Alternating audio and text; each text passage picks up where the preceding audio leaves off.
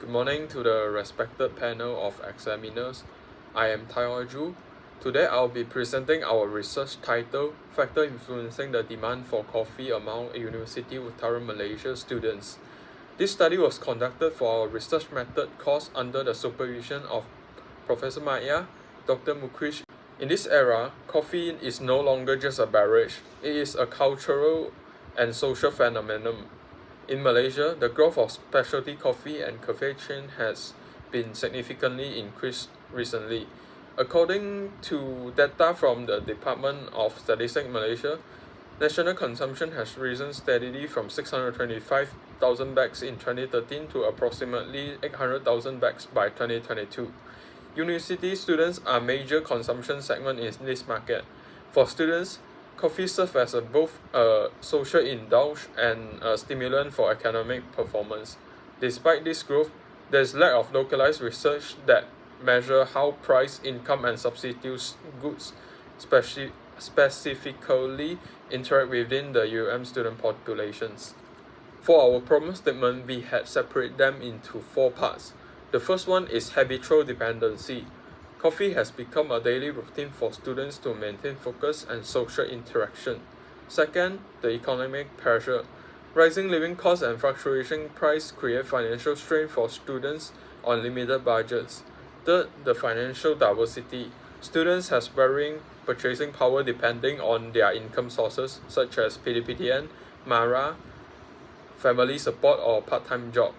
The last one is the research gap. There is limited empirical evidence on whether these specific demographic and financial backgrounds changes how students react to price hike or substitute drinks.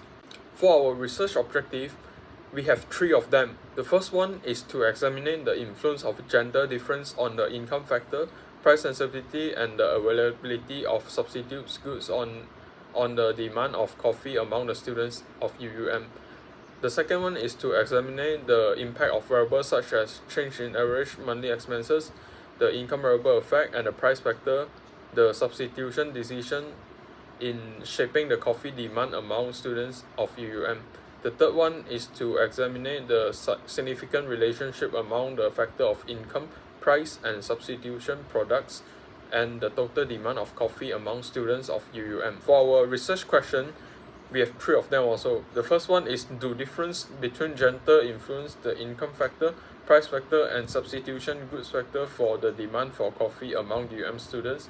The second one is, do difference in average monthly expenses influence the income factor, price factor, and substitution good factor for demand for coffee among UM students? And lastly, do income price factor and the substitution goods factor have a significant relationship with demand for coffee among UM students? For our research, we grounded in two core pillars. The first one is theory of demand. This focuses on the inverse relationship between price and quantity demanded for coffee. The second one is theory of consumer choice. This examines how students allocate their limited resources to achieve maximum satisfaction or utility. Besides that, we also integrate key economic concepts like price inelasticity, which explain why habitual drinkers are less sensitive to price changes, and the substitution effect, which describe how students switch to tea or chocolate or hot chocolate or milk tea when the price of coffee rises. For the methodology part, our study used a quantitative approach with structured questionnaires. Our target population include over 30,000 UM students. Based on the Craigie and Morgan sampling table, we aim for a sample size of 377. We collected data through online platforms like WhatsApp and Telegrams. For the data analysis technique, we are using statistical package for the social science SPSS version 25 to perform several tests. The first test we are going to perform is the independent sample t-test. This is used to compare the means of two independent or unrelated groups regarding demand of coffee. The second one is one-way ANOVA. This is used to compare the means of three or more independent groups. Assemble the source of income models. The third one is the multiple linear regression. This is used to determine the relationship between independent variables. like the price, income, substitution, goods factor, and the dependent variable, which is the demand for coffee. So we got a regression model from this test, which is the demand for coffee equals to beta 0 plus beta 1 income plus beta 2 price plus beta 3 substitution plus error terms. Then we successfully collected 166 valid responses. Among them, there are 55 of them are females and 45 of them are male. The largest group was year 3 student, which is 42% of them, and most of the responses acquire their funds from PDPTN is around 36%. In terms of descriptive statistics, all variables including the price, income, and substitute goods had mean score of above 4.0. This indicates that students consistently view this factor as intermediate to high influences of their coffee demands.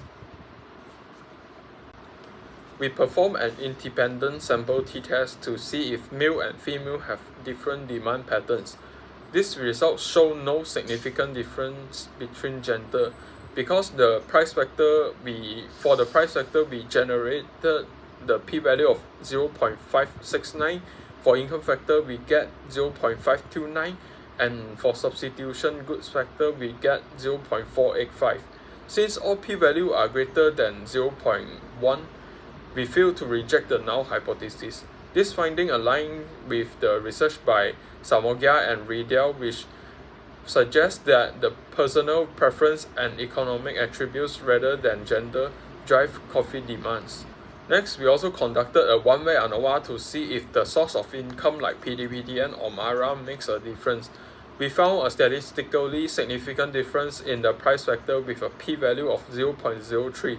This is significant at our 0.1 level, meaning that a student's financial background changes how they perceive coffee prices. However, we found no significant difference for the income factors, which we got a p-value of 0.206, or the substitution goods factor, we get 0.104. This suggests that regardless of their money sources, students have similar reviews on income-related decision-making and switching to other strings. Lastly, for our multiple linear regression model, explains 64.6% of the variance in coffee demanded, as indicated our R-square value.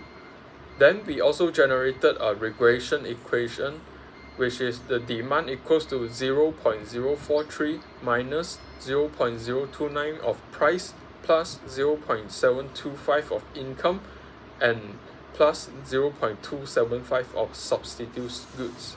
Our analysis revealed that the income factor is highly significant at P of 0.000, and the substitution factor is significant at P equals to 0.039.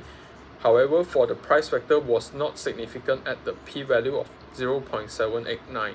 This confirmed that the UUM students' coffee is a normal goods driven by the habits and purchasing power rather than price.